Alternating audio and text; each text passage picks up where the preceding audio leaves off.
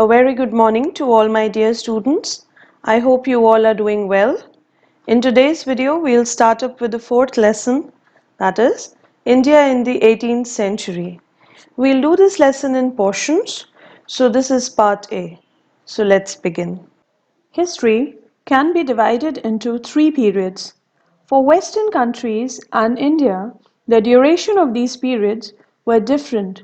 So let's see what was the duration in the Indian context. Up to the 7th century AD, it was the ancient period. From 8th to 17th centuries, it was the medieval period. And from 18th century onwards, it was the modern period. Now the heading of the lesson says, India in the 18th century. Now the 18th century represented a phase of transition between medieval and modern periods. At that time, India was under the Mughal rule and the Mughal rule was declining. And there was rise of new independent states and establishment of the European rule in India. The last effective emperor of the great Mughal Empire was Aurangzeb. He was survived by his sons, which led to the War of Succession among them. Now, War of Succession is a war in which two or more princes claim the throne. In the War of Succession, Bahadur Shah I emerged victorious and ruled for a short period of time. He was an awesome poet, a very learned and a dignified ruler who tried to reverse the narrow-minded policies of his father. After Bahadur Shah I, Jahandar Shah became the emperor, and after Jahandar Shah, Farrukh Shiar became the emperor. After Farrukh Shiar, Muhammad Shah became the ruler. During this time, Nadir Shah of Iran invaded India in 1739. Some independent rulers emerged in Bengal, Awadh, and Hyderabad. The center became weak, and because of which the British were able to conquer India. Next, we come to the decline of the Mughal Empire in India. The Mughal Empire began to decline after the death of Aurangzeb. Small regional kingdoms began appearing in India, and there was no single unified empire. Now we'll study the causes responsible for the decline of the Mughal Empire. The first one, weak successors. After Aurangzeb died in 1707, the Mughal Empire started declining. His successors were weak and totally incompetent. They were merely puppets in the hands of the nobles and the governors.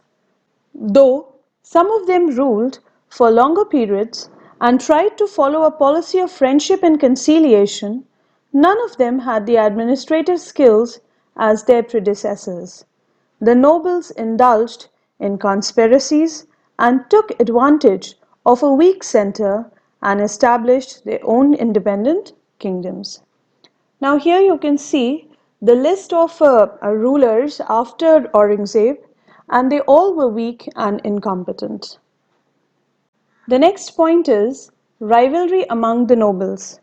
There were four groups among the nobles based on their origin. These four groups were the Iranis, the Turanis, the Afghans, and the Hindustanis.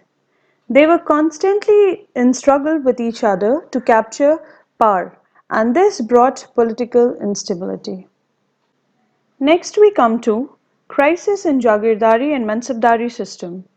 The Mughals introduced the Jagirdari and the Mansabdari system for smooth running of their administration, but both proved to be the cause for the decline of their empire. Now, under the Jagirdari system, the officers of the Mughal government received their salaries in two ways. First one, cash from the state, and the second one, granted jagirs, that is, collected and enjoyed the land revenue equivalent to the amount of their salaries. Towards the end of the 17th century, there grew a paucity of jagirs due to indiscriminate distribution of jagirs. This led to huge financial loss for the state treasury, and the power of the ruler declined too. Next we come to the Mansabdari system. Now under the Mansabdari system, every official in the Mughal Empire, whether high or low, had a rank or a mansab. Their status, duties, pay, and importance were graded accordingly.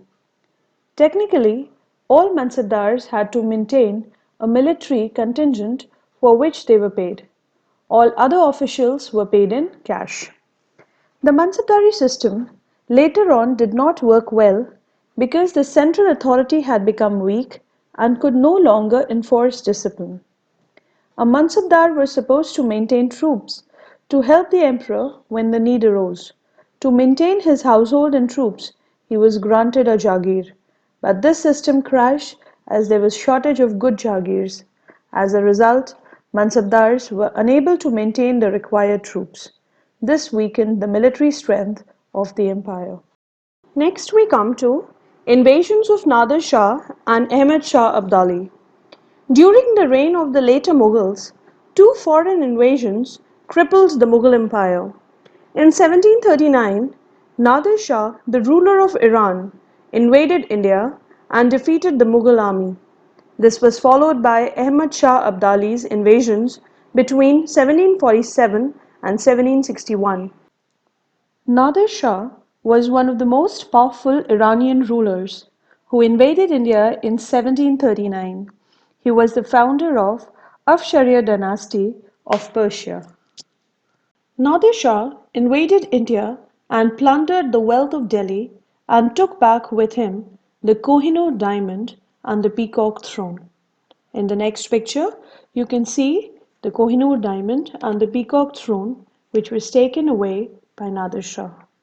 Ahmad Shah Abdali was an Afghan general. He faced the Marathas when they conquered Punjab. He defeated the Maratha army in the Third Battle of Panipat in 1761. Marathas failed in replacing the Mughal Empire, and Afghans failed in capitalizing their victory, and hence it was an ideal condition for entry of English East India Company.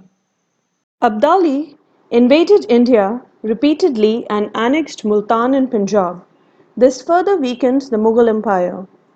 Ahmad Shah Abdali decisively defeated the Marathas in the Third Battle of Panipat in 1761 and destroyed their dream of establishing a pan-Indian Maratha empire. Hence, the Mughal Empire was on the verge of collapse and hugely diminished in size. The next point is wars of succession. The Mughals did not follow any law of succession. The firstborn wasn't inherently heir to the throne. Each time a ruler died, a war of succession between the brothers for the throne started. Now, these wars of succession were fierce, unproductive, and a huge financial burden on the empire. They caused chaos and political instability. The next point is Aurangzeb's policies. Aurangzeb's policies contributed to the decline of the Mughal Empire. His Deccan campaigns involved a lot of expenditure. He fought many wars with Sikhs and the Marathas and spent considerable time and energy in crushing revolts. The administration of the empire was also neglected. And the last point is weak military administration. The army was not modernized. The methods of warfare and the equipments were outdated. The Mughals did not possess a strong naval fleet.